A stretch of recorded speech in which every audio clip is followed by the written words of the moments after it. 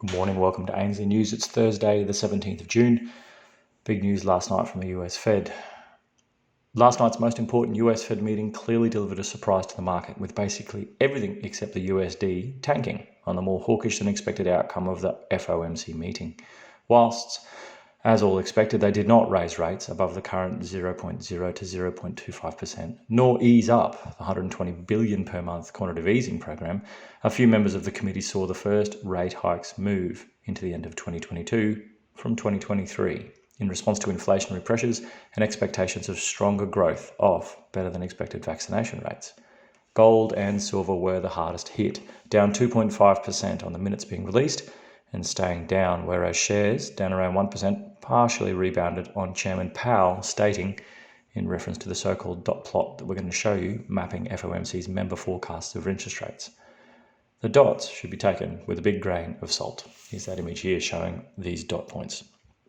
Clearly, Powell is not one of the two dot members above 0.5% in 2022 and is maintaining his personally more dovish stance.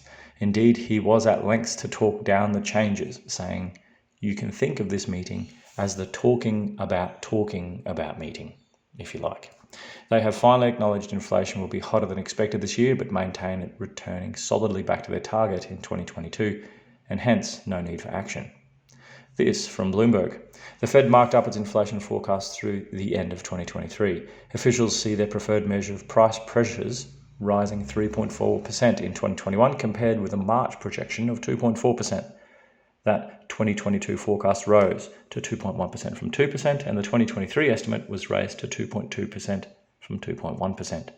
Whilst all of that looks both very iterative and very far from a majority view of the committee, and despite the grain of salt platitude, the market reaction was telling. It is now fearing a tapering of monetary stimulus is getting close. It'd be funny if it wasn't so sad. Here's something here from Fed Policy Normalization Guide, making a talking about tapering. So why did gold and silver fall? That's hard to answer, but could be a multitude of reasons, principally around taper expectations of higher interest rates. Certainly, bonds got smacked last night and hence yields rose, with the 10-year almost hitting 1.6% before settling in at 1.56%.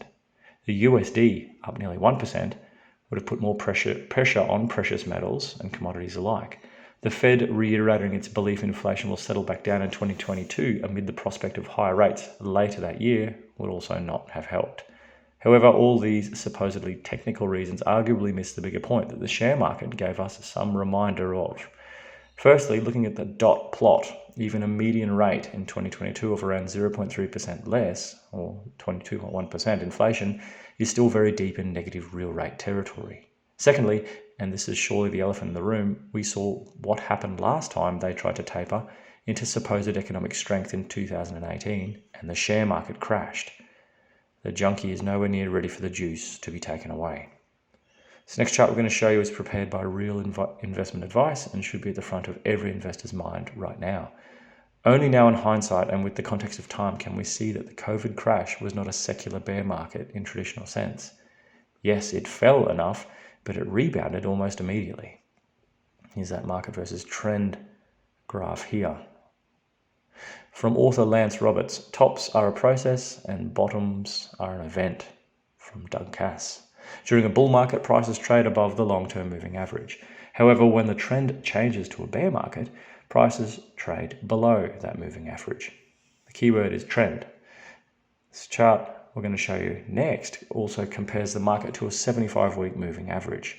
During bullish trends, the market tends to trade above the long-term moving average and below it during bearish trends. Since 2009, there are 4 occasions where the long-term moving average was violated, but it did not lead to a longer-term change in the trend.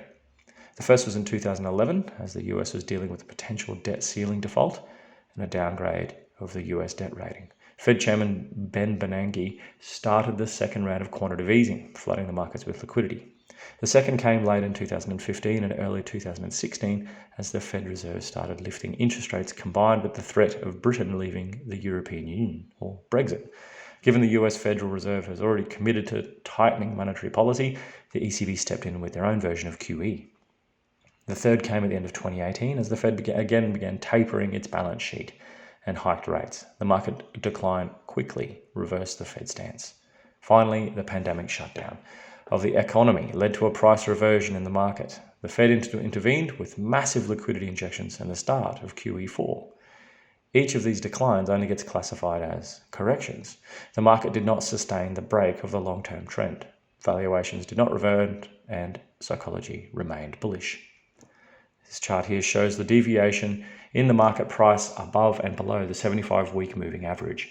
Historically, as prices approach the 200 points above the long-term moving average, corrections ensued. Thus, the difference between a bull market and a bear market is when the deviations occur below the long-term moving average consistently. Since 2017, with the globally coordinated interventions of central banks, these deviations have started exceeding levels not seen previously. As the end of May, the index was nearly 800 points above the long-term average, or 4 times the normal warning level. 4 times the normal warning level. Here's that chart here. To be fair, in percentage terms, it's closer to only twice. The man made famous by the Big Short, who shorted the US housing market before the GFC making billions, shared his twice view in a tweet a couple of days ago, which says it all. Here it is here. People always ask me what is going on in the markets. It's simple. Greatest speculative bubble of all time in all things, by 2 orders of magnitude. And so yes, gold and silver took a hit last night on the news bite. However, the broader setup in terms of negative real rates, and now with taper talk starting, the prospect of a serious market crash simply cannot be ignored.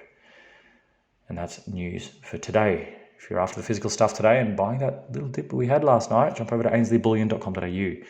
Into crypto, ainsleywealth.com.au, and check out Gold Silver Standard for those looking at our own crypto built and backed by real gold and real silver. Enjoy Thursday, everyone, and we'll catch you tomorrow for end of week news.